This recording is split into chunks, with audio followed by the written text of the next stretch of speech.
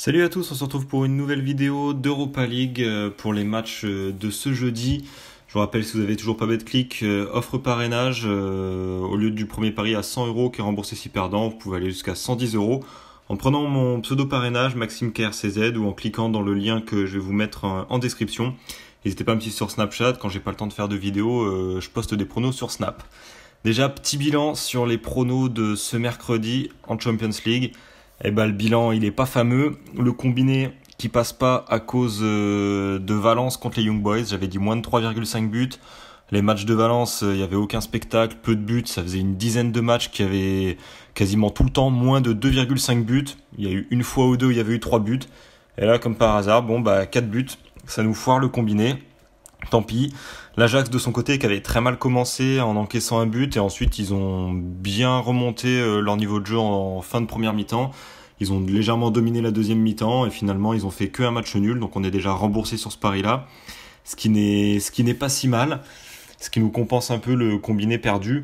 Et de l'autre côté, City qui explose le Shakhtar sans problème, 6-0 de mémoire je crois que c'est ça, ou 5, je crois qu'ils en ont remis un à la fin, bref. Et la Juve qui menait 1-0. Et en fin de match, en 4 minutes, ils en prennent 2. 21 tirs, seulement 3 cadrés.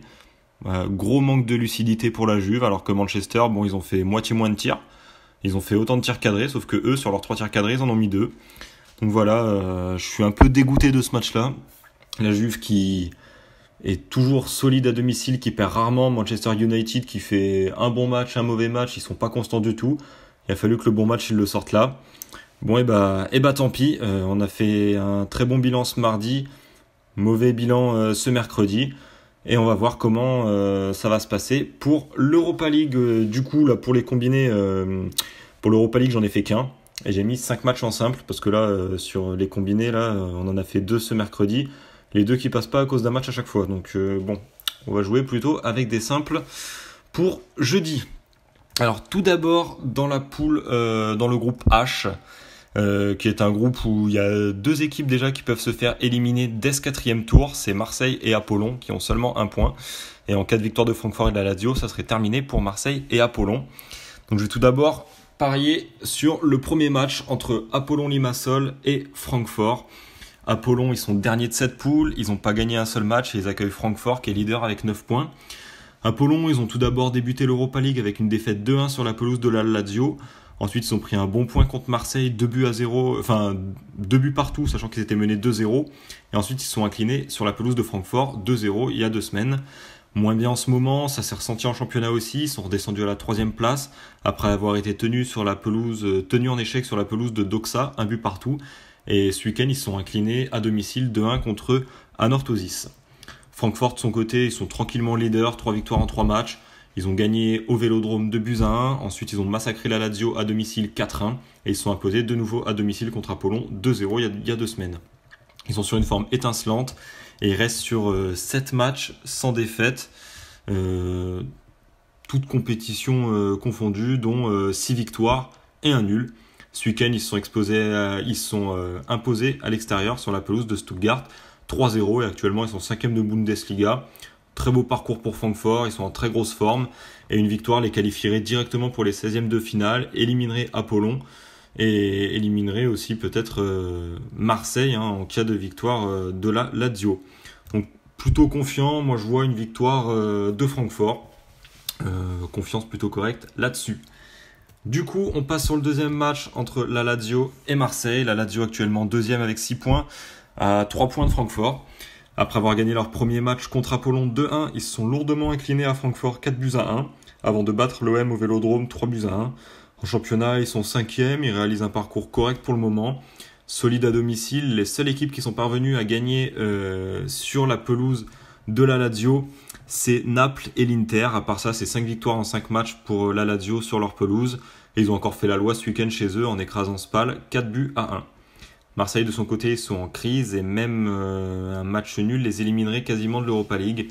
Dernier ex-aequo avec Apollon pour 1 point seulement au compteur. L'OM, ils avaient déjà mal commencé contre Francfort, défaite 2-1 alors qu'ils étaient à domicile, malgré une ouverture du score marseillaise en plus. Ensuite, à Apollon, pareil, c'est eux qui menaient au score, mais cette fois-ci pas d'un, mais de 2 buts, et ils se sont fait recoller au score, 2 buts partout. Et enfin, à domicile, il y a 2 semaines, ils ont été complètement dominés par la Lazio, 3-1.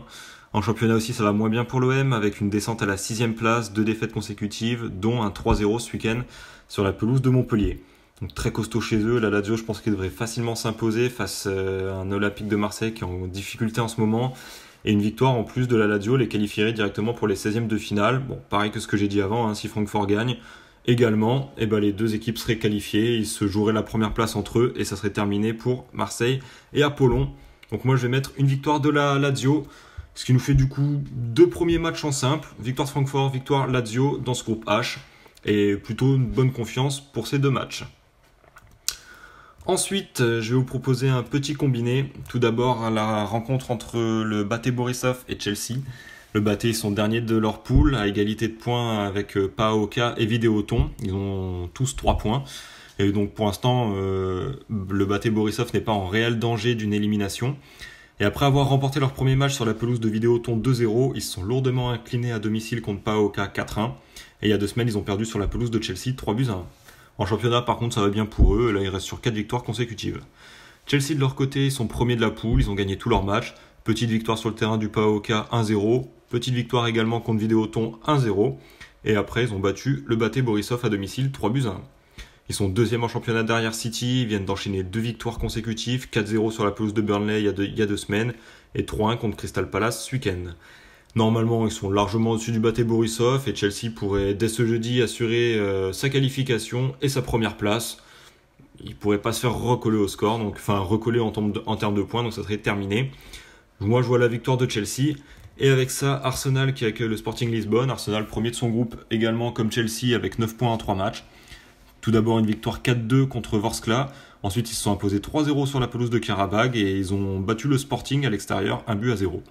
En très bonne forme, ils sont remontés à la 5e place du championnat et ils restent sur une belle série de 14 matchs sans défaite, avec 12 victoires et 2 matchs nuls sur la pelouse de Crystal Palace il y a 2 semaines, 2 buts partout, et à domicile ce week-end contre Liverpool 1-1. À domicile par contre ils sont très solides, à part une défaite contre Manchester City en août 2-0 et ce match nul ce week-end contre Liverpool, ils ont gagné tous leurs autres matchs, donc 7 victoires sur les 7 autres matchs à domicile qu'ils ont joués. Le Sporting de leur côté, ils sont 2e de la poule avec 6 points. Après une victoire à domicile contre Karabakh 2-0 et sur la pelouse de Vorskla 2-1, ils ont été stoppés et battus par Arsenal, donc sur leur pelouse 1-0. Plutôt bon en championnat, ils sont 3e au classement, ils restent sur 2 victoires consécutives, 3-0 contre Boavista et 2-1 sur la pelouse de Santa Clara. Et entre ces 2 matchs, ils ont été éliminés en coupe par contre à domicile par Estoril, défaite 2-1. Donc Arsenal est en plus grande forme et en confiance, ils jouent à domicile et dès ce jeudi devant leurs supporters, ils peuvent prendre une belle option sur la première place de ce groupe et quasiment assurer leur qualification en 16e de finale de l'Europa League. Donc je mettrai la victoire d'Arsenal, ce qui nous fait un combiné à 1,73 et très bonne confiance là-dessus. On va maintenant passer au groupe I. Dans le groupe I, c'est très très serré, il y a tout qui peut se jouer encore. 6 points, 4 points, 4 points et 3 points. Enfin voilà, c'est vraiment très très serré dans cette poule. Tout d'abord, le premier match de cette poule qui va avoir lieu, c'est Genk qui accueille le Beşiktaş. Genk qui sont leaders du groupe avec 6 points. Après avoir bien débuté contre Malmö 2-0, ils ont été battus sur la pelouse de Sarpsborg 3-1. Et il y a 2 semaines, ils ont battu le Beşiktaş en Turquie à l'extérieur 4-2 au terme d'un match exceptionnel. En championnat, ils restent premiers et toujours invaincus avec 10 victoires et 4 matchs nuls. Et à domicile, leur dernière défaite, toute compétition confondue, elle remonte à très très loin. Elle remonte au mois de mars. Et depuis le mois de mars, c'est 14 victoires et 4 matchs nuls à domicile. Le Beşiktaş, eux, ils inquiètent dans ce groupe. Ils sont derniers avec 3 points. Après avoir bien débuté contre Sarpsborg 3-1, ils ont chuté à Malmö 2-0. Et avant de s'incliner de nouveau à domicile 4-2 contre Genk.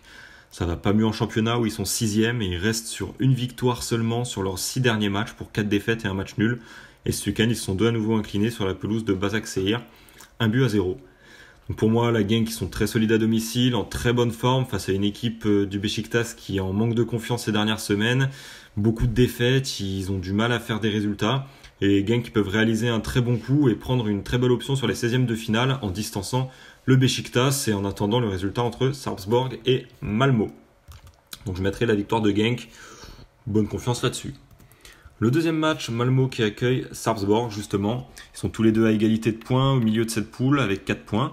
Malmö de leur côté sont tout d'abord inclinés sur la pelouse de Genk 2-0. Ils ont bien réagi ensuite en battant le Beşiktaş à domicile 2-0 également. Et puis ils ont pris un point sur la pelouse de Sarpsborg à l'extérieur, donc plutôt positif pour un déplacement. En bonne forme en ce moment, ils sont 4e de leur championnat, ils restent sur 8 matchs sans défaite, toutes compétitions confondues, dont 2 victoires consécutives, 4-0 contre Örebro la semaine dernière, et 3-0 sur la pelouse de Göteborg ce week-end. Et à domicile, ils sont plutôt solides, puisque leur dernière défaite, elle remonte au mois de mai. Et depuis, c'est pas mal de victoires et quelques matchs nuls quand même. De l'autre côté, on a Sarpsborg qui a un parcours similaire du coup à celui de Malmö. Après avoir mal débuté, avec une défaite 3-1 sur la pelouse du Beşiktaş, ils ont bien relevé la tête en renversant Genk à domicile 3-1. Ensuite, ils ont été tenus en échec à domicile, donc contre Malmö, un but partout. En championnat, par contre, ça va pas du tout. Ils sont 9e et ils sont pas qualifiés du coup pour l'Europa League l'année prochaine. Et en grosse difficulté à l'extérieur, ça fait 8 matchs qu'ils n'ont pas gagné en dehors de leur terre, avec 6 défaites consécutives et ensuite 2 matchs nuls là sur leur dernier déplacement. Malmö, donc je pense qu'ils ont les moyens de s'imposer, de distancer un peu Sarpsborg. Sarpsborg du coup qui se déplace très mal, donc Malmö a les moyens de s'imposer à domicile et aurait du coup la possibilité de distancer également le Beşiktaş s'il venait à s'incliner sur la pelouse de Genk. Donc moi je verrais la victoire de Malmö, cote à 1,55 et bonne confiance là-dessus également. Donc ça nous fait 2 autres matchs en simple à jouer, la victoire de Genk à domicile et la victoire de Malmö à domicile dans ce groupe I. Et ensuite, un dernier match en simple, Rosenborg qui accueille Salzbourg. Rosenborg, ils sont derniers de leur groupe, 0 points, 3 défaites et donc quasiment éliminés de cette Europa League. Après une défaite sur la pelouse du Celtic pour commencer 1-0, ils ont chuté à domicile contre Leipzig 3-1 avant de lourdement s'incliner à Salzbourg 3-0. En championnat, ils sont premiers, ils restent sur 2 victoires consécutives, mais voilà, c'est pas le même niveau en Europa League. Salzbourg, de leur côté, ils sont premiers de cette poule avec 3 victoires en 3 matchs, 9 points. Tout d'abord, ils ont commencé par une très belle victoire à l'extérieur sur la pelouse de Leipzig, 3-2 au terme d'un match vraiment qui était vraiment plaisant à regarder. Ensuite, ils ont gagné 3-1 contre le Celtic avant d'éclater Rosenborg 3-0. En championnat, ils survolent complètement leur championnat en étant toujours invaincus avec 11 victoires et 2 matchs nuls.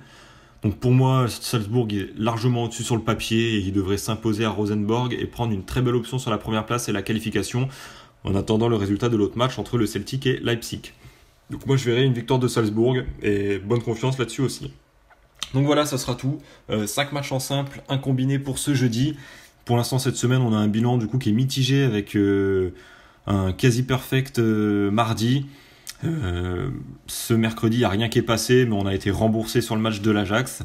Donc voilà, on va voir comment ça va se passer jeudi et je vous donne rendez-vous pour la prochaine vidéo pour les matchs de ce week-end. Bonne soirée à tous, bon pari et ciao.